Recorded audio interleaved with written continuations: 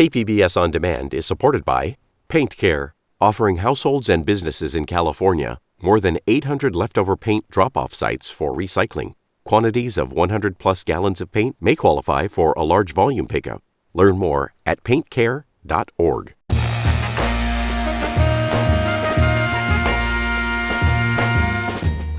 Welcome in, San Diego. It's Jade Hindman.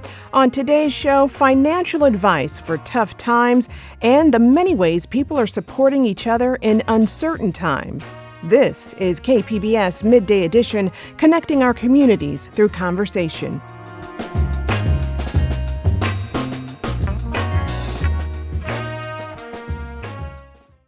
It's safe to say we're living through uncertain times, politically, socially, and economically. Here in San Diego, 1/3 of households don't earn enough to cover basic needs like housing, food, and transportation. For a lot of people, money is a constant source of anxiety, and there can be emotions like shame and guilt wrapped all up in that. So how can you get the most out of your money, even when things are tight? What does budgeting and saving look like in an economy like this? And how should you plan for future periods of uncertainty? Well, joining me to help us tackle these questions is Mary Beth Storjohann. She's a financial planner and CEO of Allora Wealth. Welcome, Mary Beth. Thanks for having me. So glad you're here to bring some clarity to this. Clarity and peace. Yes. Well, the government shutdown is in its second month, and many San Diegans are working without pay and struggling to make ends meet. Given that reality, how can people take charge of their finances? You know, it's just such a tough space to be in, like you said, the anxiety and shame that comes with this. And when it comes to taking charge of your finances, I think the biggest thing to know is, one, you're not alone.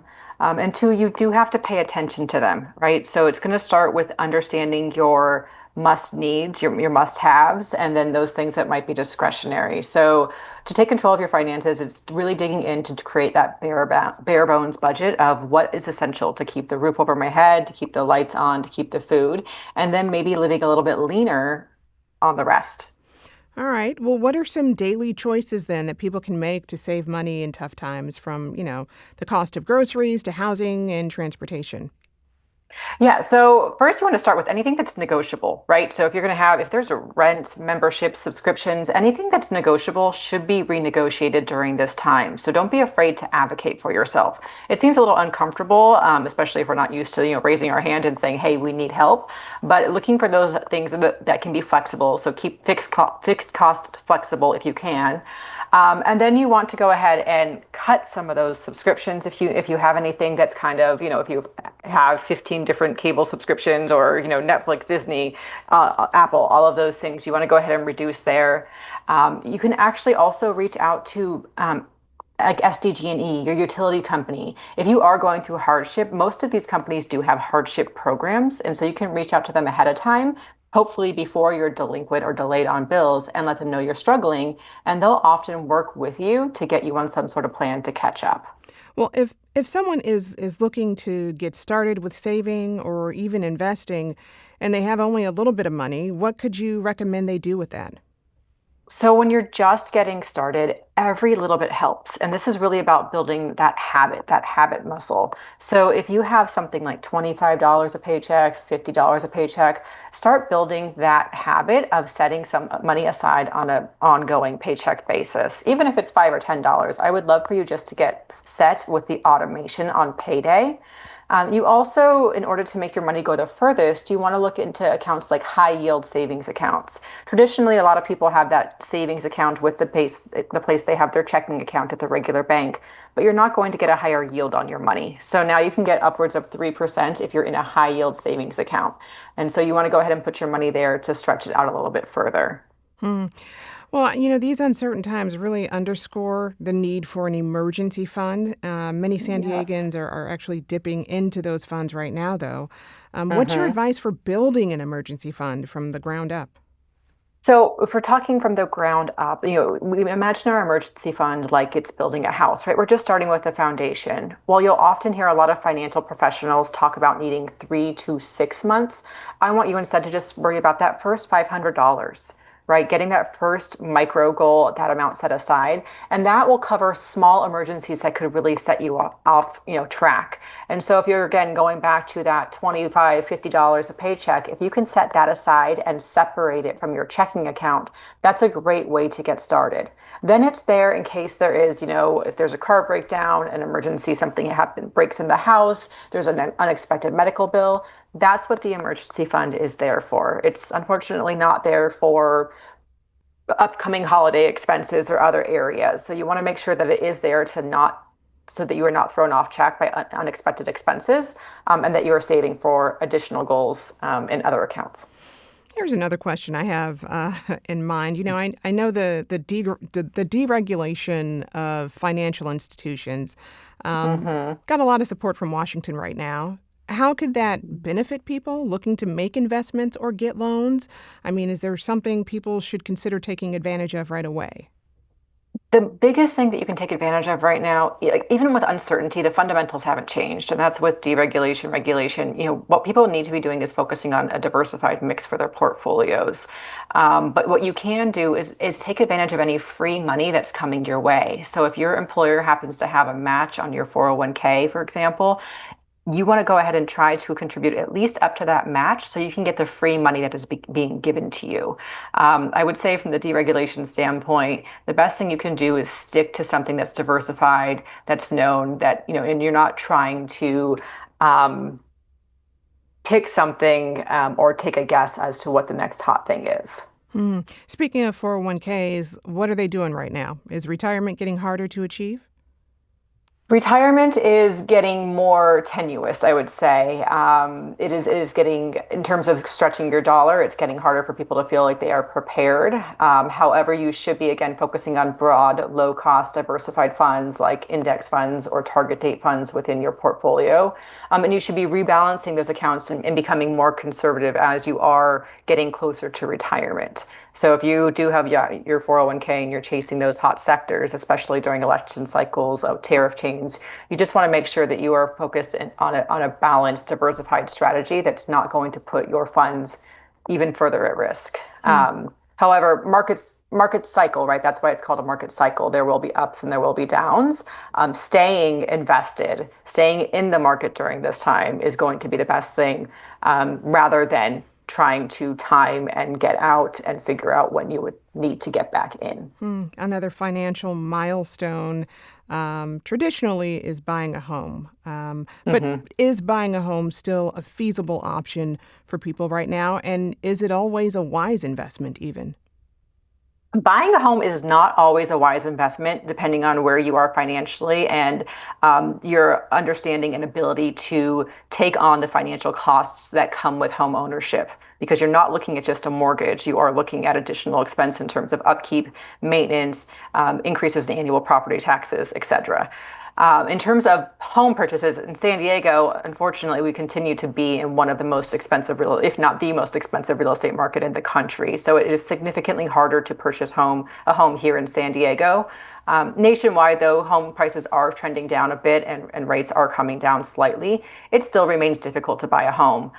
Whether or not it is still part of the true American dream, I think it can be debated. And I've talked about this quite frequently. It really depends on what financial security and freedom looks like for you and what you want your life to look like. Home ownership does not necessarily meet a lot of people's goals or dreams these days. Well, a lot of people also grow up in households where money is never talked about. You teach about something called money scripts. What can you tell me about that? So money scripts are the invisible beliefs that we have around money that we inherited while we were growing up. These might be things that we are exposed to, like money is stressful. We might hear our mother, I hate to stereotype, say that I'm not good with numbers. We may have seen our father be the one who controlled the finances or always did the paying of the bills.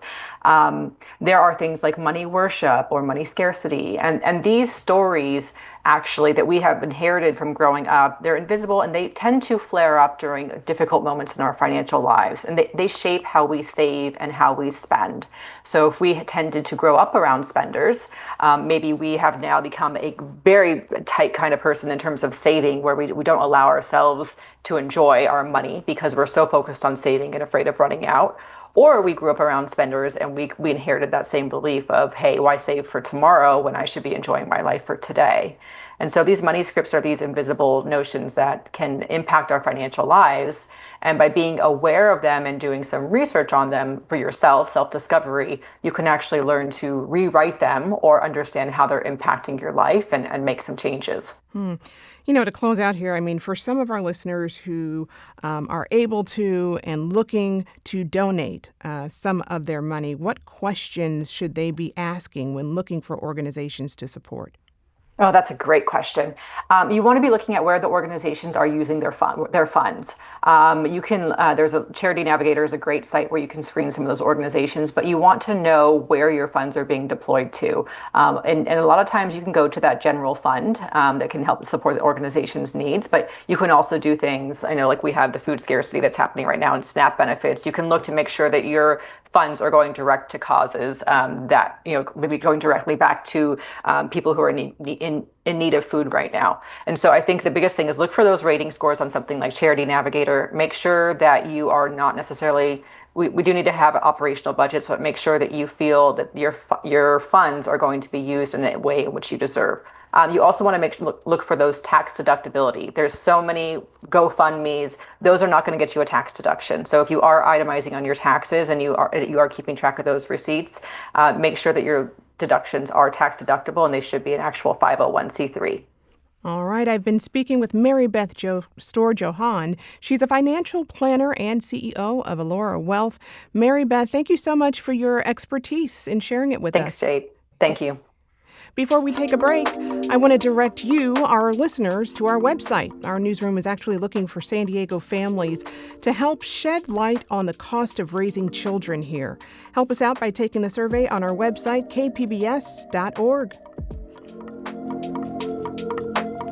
Also up next, a panel of guests on how people in San Diego are building community to nurture, organize, and sustain themselves. KPBS Midday Edition is back after the break.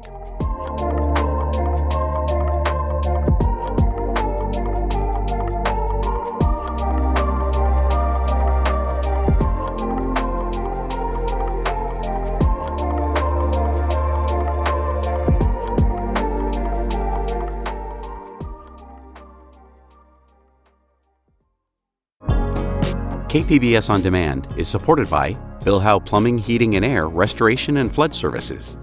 Family-owned and operated for over 4 decades, Bill Howe has been serving the plumbing, heating and air, and water damage needs of the San Diego area since 1980. With their fleet of trained professionals, Bill Howe has the ability to service all major and minor plumbing and HVAC emergency needs 24 hours a day, 7 days a week. Bill Howe is committed to providing excellent service to their customers with transparent quotes and attention to detail on every job. Whether you're in need of an HVAC installation, plumbing, or water damage restoration in San Diego, they offer the convenience of scheduling an appointment over the phone, online, or through live chat on their website. Call 1-800-BILL-HOWE or visit BillHowe.com because we know how. Welcome back to KPBS Midday Edition.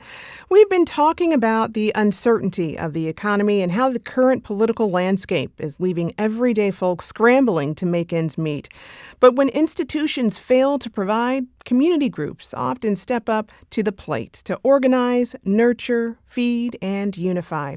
Joining me now is a panel of local leaders working to empower our communities economically and politically. Brisa Johnson is Executive Director of the San Diego Black Worker Center. Brisa, welcome. Hello, welcome. Also, Diane Moss is founder and CEO for Project New Village. Diane, welcome to you. Thank you. And Andrea Guerrero is also here. She is Executive Director of Alliance San Diego. Andrea, welcome. Thank you so much. So glad to have you all here. First, how are we doing today? We're good. We're present. All right. It's a good day. Andrea, I'm going to start with you on this one. I mean, who is the most vulnerable to the direct impacts of political moves from President Trump's tariffs to the ongoing government shutdown right now? There are a lot of people who are very vulnerable right now. Low-income individuals, immigrant families, LGBT community members. A lot of folks who are really at risk of the current political landscape. We are here at Alliance San Diego to support community members in a myriad of ways, and I think the most important thing we want to do is connect people to each other and to resources. Because when you ask yourself, how are we going to get through this moment, it's the answer is together. Mm-hmm. Brisa, with the current state of the economy, where does that position the working class in our communities? What are they having to think about? Oh, man, the working class is having to think about a lot of things because not only are there current jobs at risk. I mean, we've seen more layoffs due to the attacks on DEI policies and specifically with Black women. So they're not only in threat of their everyday salaries and working jobs, but we're now in an economy where there are more unemployed people than there are jobs available. And now, in addition, we're seeing such an attack on the education system for our children. So for working families who have young children in Head Start programs, who rely on after-school programs, who rely on breakfast programs and free lunch programs, they're now having to concern themselves with the systems that have helped them sustain the current economic landscape. And so their children's lives are on fire, their work is in jeopardy, and there's so many of us that are suffering under this economy that the resources are also being depleted much faster. And therefore, help, unfortunately, is coming in much slower. And to Andrea's point, together is really how we're going to continue to do this, thinking innovatively about how we remove ourselves from relying on systems and how we build ecosystems within our community, whether it be shared resources, bargaining, opportunities, communities coming together to defund their funds from larger entities and put those coins and economic and those dollars right back into local businesses, community support, mutual aid funds. So it's a lot on working families who ultimately want to work and enjoy, showing up at the job and being able to provide for their families. Right. And speaking of sort of pulling all those resources together, Diane, your work is all about bringing food sovereignty to Southeast San Diego. So first, for those who don't know, what does food sovereignty actually look like, especially as the cost of groceries skyrocket? So food sovereignty to me means being in control of how you access your food, not depending on others to bring you something, but actually literally being involved in the growing distribution, consumption of food. And we have several efforts that are trying to push that agenda. And is that talk a bit about why that's particularly important in areas where it's harder for people to access healthy food? Well, if things arrive, they're always slow. Nothing comes when you need it, so you spend most of your time waiting if you're not taking some action to bring change about. So to me, it's the only alternative, right, that we have to be responsible for what it is that we need that's essential for a quality life. We're telling me if you have a backyard, you should grow food in your backyard, not just for you, but to share with your neighbors. And I work with my neighbors every day, and they're sharing their abundance in this time of need. Right. Yeah. You're teaching others the skills to do that too, right? Absolutely. So how many people do you have come out to the garden to learn this? I know that this year we had over 500 volunteers or people that come to our work days on a monthly basis. There's a network of about 20 people that are growing food in their backyards and making that food available to other neighbors. Wow. That's a lot of. Now, let me ask you, has it always been that many, or are you just kind of seeing this great need and desire for, to learn this stuff now? So I think there's a lot of generosity around people who grow food or spend time in gardens, and our numbers are growing every month. For the last, say, 4 months, we've had more and more people coming out to our monthly meetings to learn how they can share, how they can get involved. Wow. Yeah. Well, you're clearly all committed to this work. day in and day out, despite the onslaught of challenges I'm sure you're facing. From funding cuts, though, to political pressure, many nonprofits are having a hard time keeping the doors open. What keeps you coming back to this work every day, Diane? So I work with my neighbors. I live in the neighborhood I serve. I have nothing better to do with my life than to make situation better where we live. Yeah. Well, Brisa, I want to ask you the same question, and I'm also curious what keeps you motivated. Yeah, I think for many of us, we have like a moment in our life that kind of enlightens us and innovates us.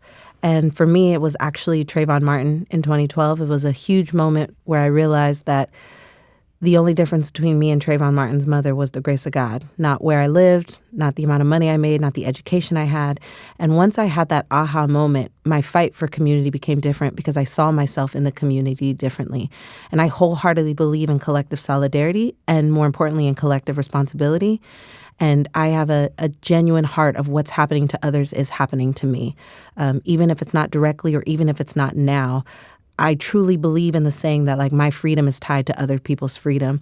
And so because of that, I am committed to this work ongoing because it is a part of my core now. It is a part of who I am. It's a part of how I think and how I operate, especially growing up in a Christian home where we were really taught to love our neighbors and to show up for the foreigners and to show up for the underserved and underprivileged. So it's really important for me to have those values show up in my work and in my everyday space. And I think the motivation just comes from the idea that what's the alternative? You know, the alternative would be to sit at home and wait for it to knock on my door, or the alternative would be to watch people suffer. And so my motivation isn't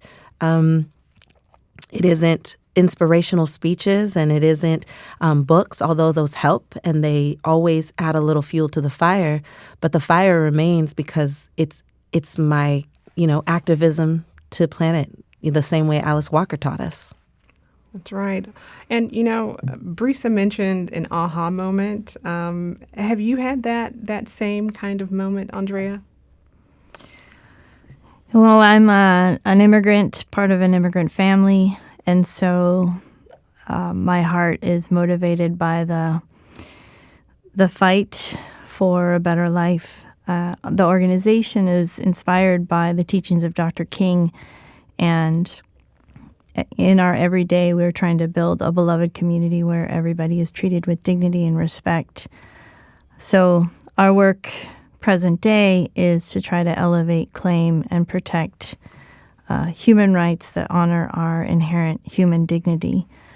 We're living in a moment where our humanity isn't seen as shared by our political leaders, not all political leaders, and we have to remind ourselves in community that we do share that humanity and we have to take action. And so I love the work that Project New Village is doing and the San Diego Black Worker Center is doing and so many of our other colleagues around San Diego. I think San Diego is blessed in this way in that we are rich in community organizations that are committed to working together, working with each other to strengthen the connections between and among us.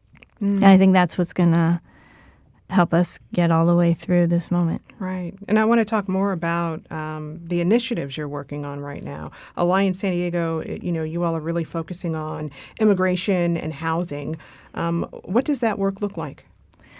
Well, with the immigrant community, we have a broad reach throughout the county.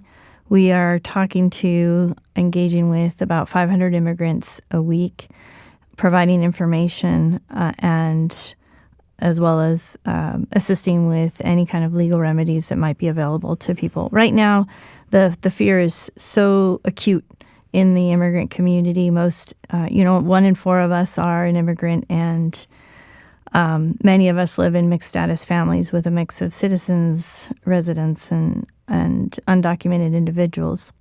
And so the terror that is being inflicted in our communities is real, and we are trying desperately to get information out to folks. We have Know Your Rights door hangers and other information. We have a great group of volunteers that are helping us get that information out. with regard to housing. We are doing advocacy work at the local level to try to strengthen access to local housing, get rid of rental junk fees, and really trying to make housing more affordable here in San Diego. You know, just a moment ago, I brought up the challenges nonprofits are facing right now.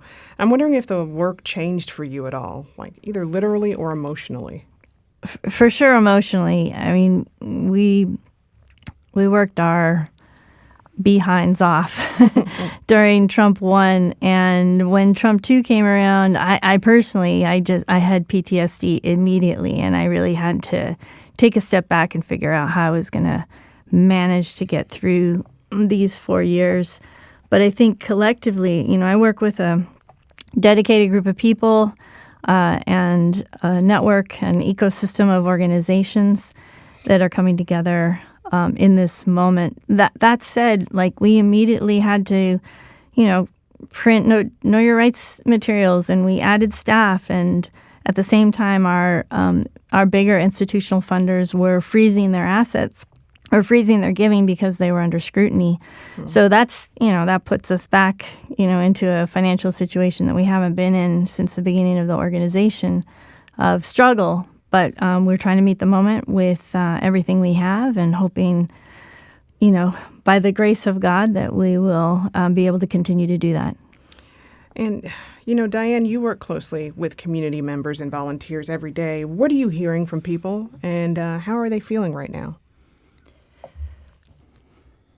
So this is not the first time we've had crises, and some of the people I hang out with, you hunker down, and remember the lessons from our history and try to do better, right?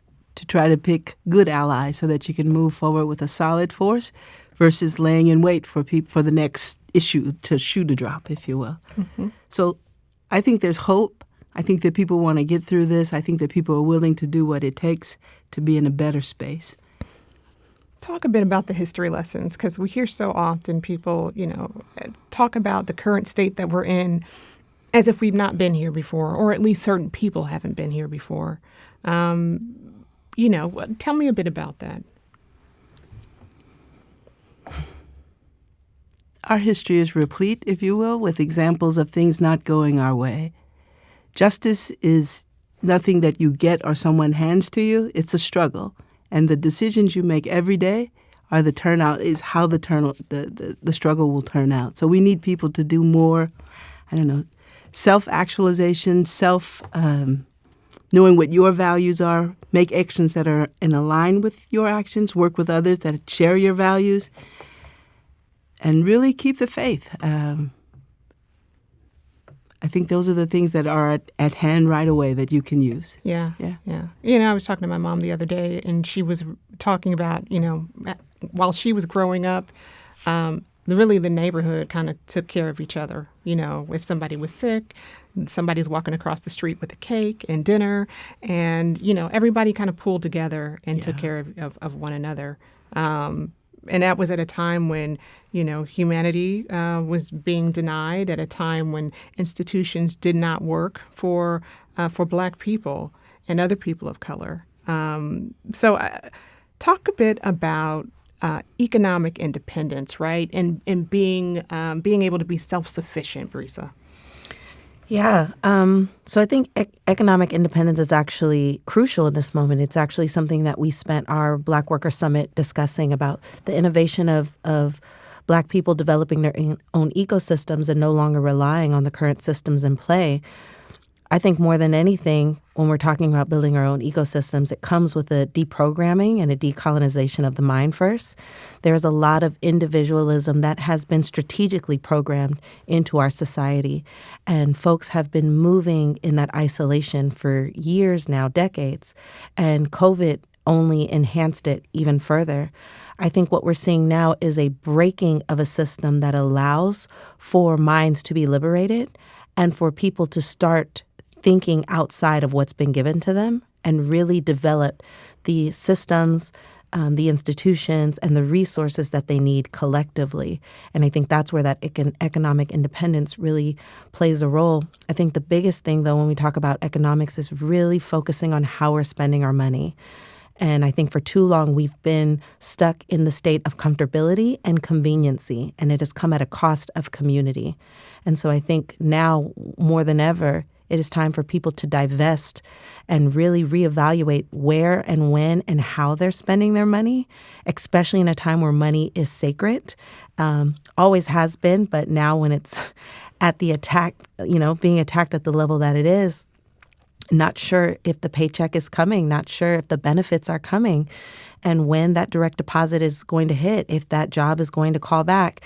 It is now more important than ever to know where each dollar is going and have it be accounted for, and do our best to put that dollar right back in the community, shopping with local farmers, shopping at local stores, shopping with local businesses for the holidays. There's tons of amazing local artists that have platforms and websites in which we could engage and buy our candles from and art from and whatever gift you feel like giving for the holidays, right? In addition to resources we need. There's businesses that are making their own deodorants and their own toothpaste. How do we stop shopping at these larger corporations who have made it very clear that they're not in alignment with the needs that community has, that they are not in alignment with protecting the community from the executive orders that are destroying our communities? And how do we start putting those funds directly back into our neighborhood and building and focusing on our own ecosystems?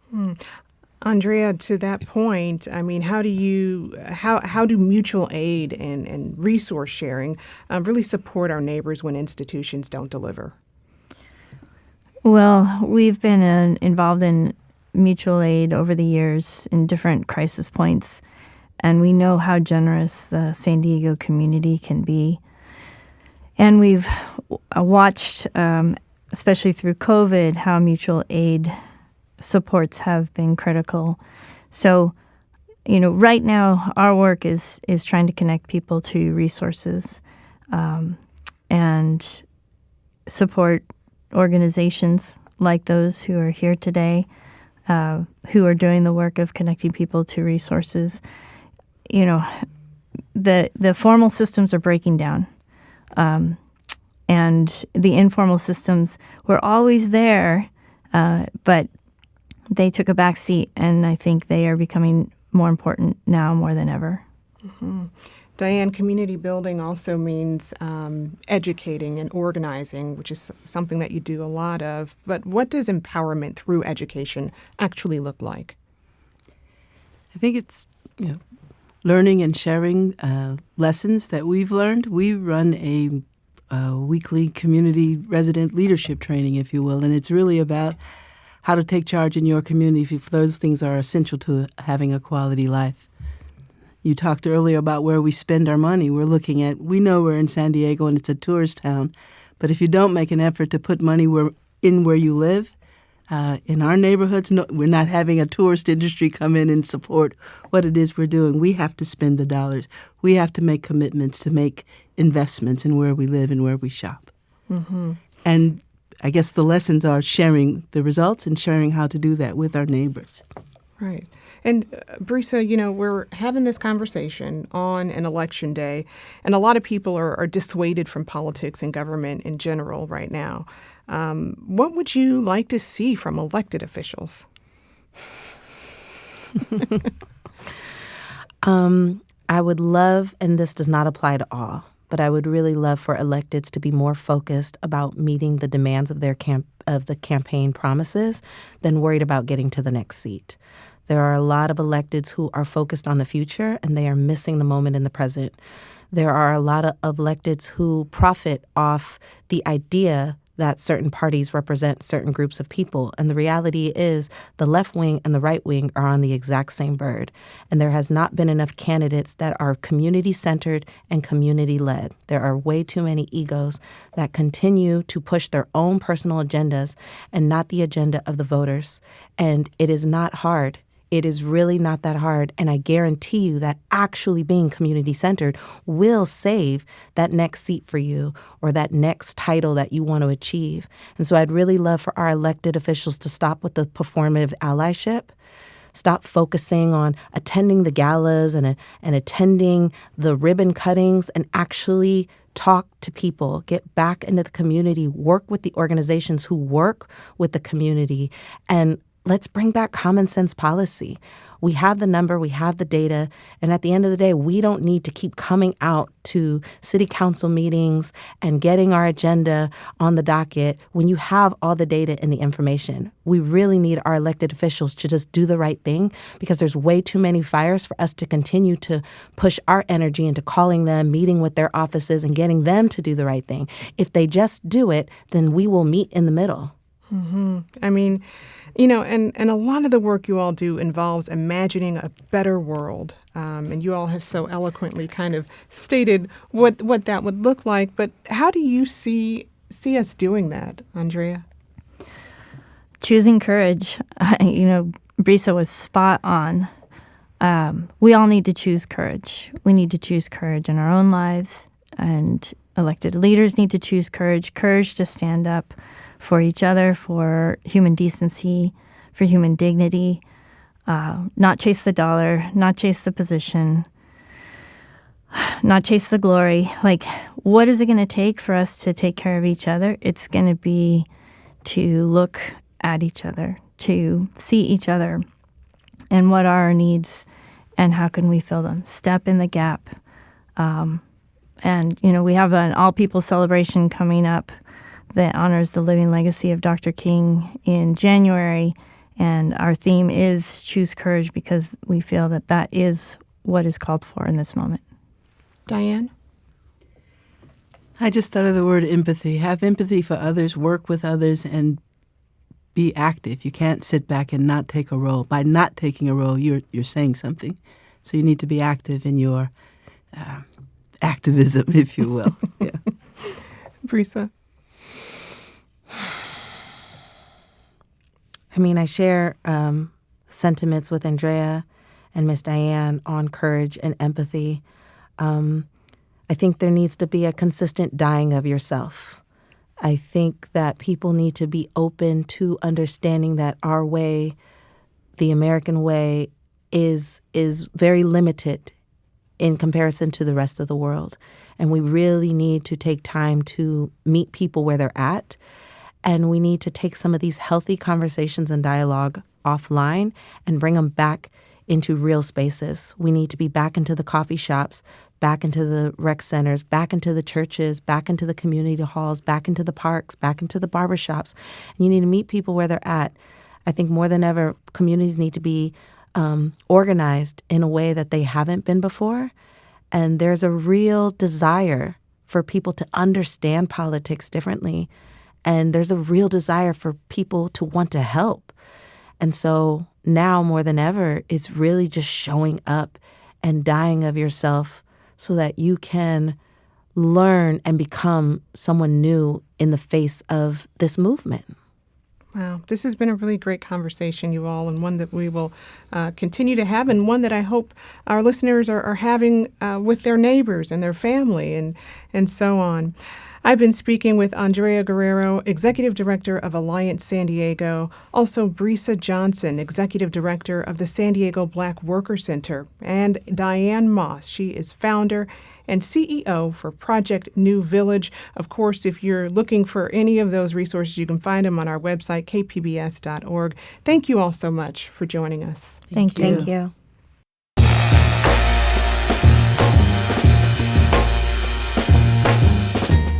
That's our show for today. I'm your host, Jade Hindman. Thanks for tuning in to Midday Edition. Be sure to have a great day on purpose, everyone.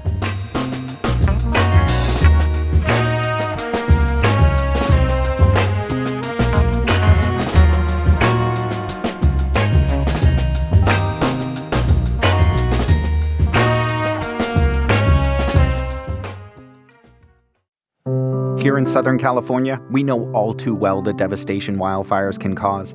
That's why our mission is to stop the next one before it starts. I'm Brian D'Agostino, leader of SDG&E's Wildfire and Climate Science team, and we've built one of the most advanced wildfire prevention programs in the country, with a team of world-class meteorologists using artificial intelligence and real-time weather data, all to help keep our communities safe. We're also building a stronger grid and using public safety power shutoff when necessary because, believe me, I've seen firsthand how unpredictable wildfires can be. But here at SDG&E, we face that uncertainty head-on to help keep you safe. Learn more at sdge.com/wildfire safety.